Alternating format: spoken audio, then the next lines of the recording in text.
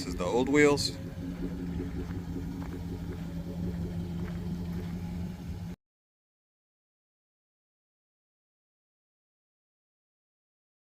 This is it after the wheel swap.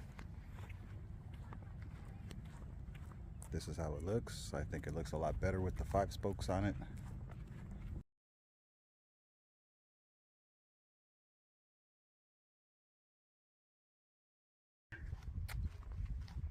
A little bit more original.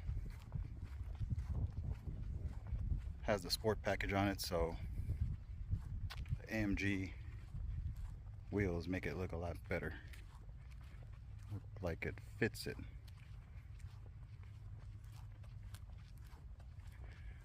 So those are the wheels I'm gonna go with for now before I get whatever I really want to put on here.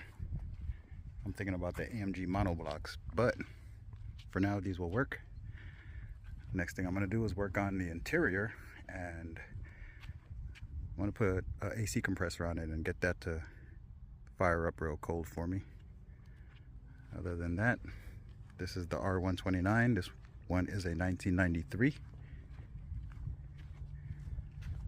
freshly painted.